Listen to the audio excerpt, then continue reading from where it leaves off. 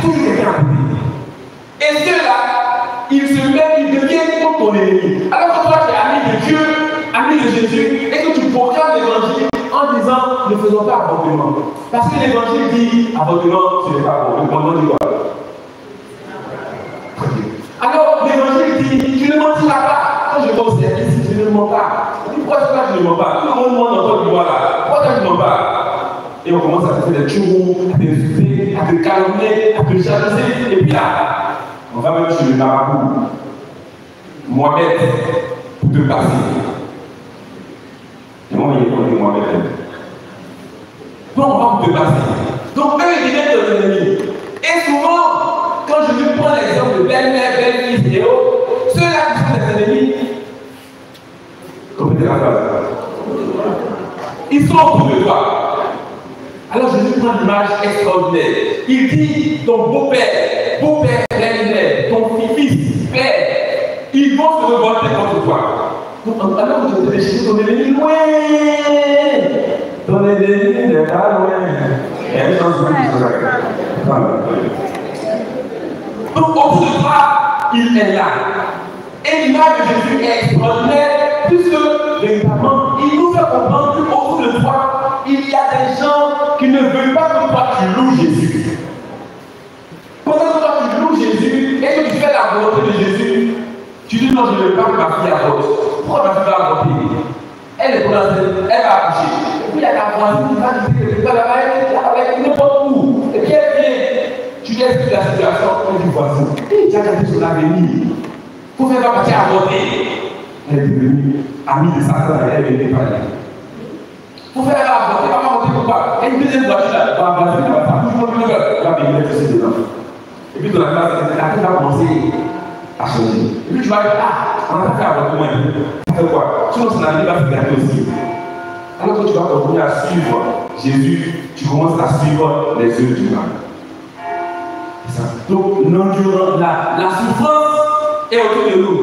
Et la deuxième lecture, avec la lettre aux Hébreux, va nous aider à comprendre que quand tu es en train de vivre la souffrance, quand tu es en train de souffrir, et que tu veux faire l'œuvre de Dieu, et que d'autres personnes autour de toi te talonnent, il faut que tu demeures dans l'endurance. Alors, le livre sacré de la lettre aux Hébreux va dire que toi, qui as souffert et qui connais la valeur de Dieu, ne te laisse pas abattre par les coups de marteau des ennemis. Continue d'être endurant. Continue de persister, de résister et de croire véritablement en Jésus. Même si on te dit qu'on va te chasser de ton travail, continue de mettre ta foi. Ne te décourage pas. Ça me donne la lettre de la lecture.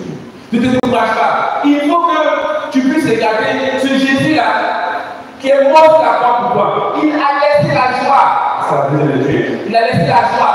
Et puis, malgré cela, il veut pouvoir s'essoyer sur la terre. Et il a laissé tout ça là. La joie. Et puis, il est parti jusqu'à la croix. Alors, regarde cette croix-là. Et puis, mettez sur cette croix-là. Accélérez Dieu.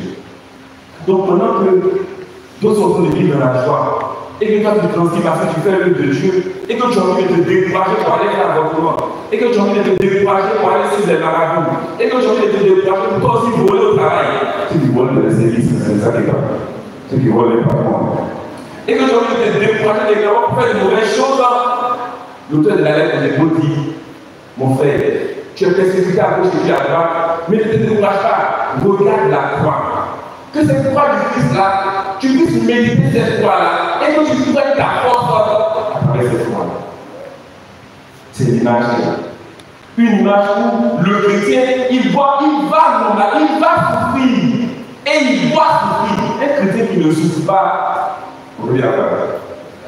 Il n'est pas chrétien. Un chrétien doit souffrir parce que le maître lui-même, le maître que tu suis là, lui-même il a fait. Et toi tu ne veux pas souffrir, tu ne veux pas de problème, tu ne veux pas. Il faut qu'il y ait des problèmes pour que tu puisses montrer véritablement ton endurance, ton amour que tu as pour Dieu. Mais quand les problèmes vont venir, ne te décourage pas. Persiste, insiste, pour que véritablement tu puisses montrer à Dieu que tu l'aimes. Et la première lecture va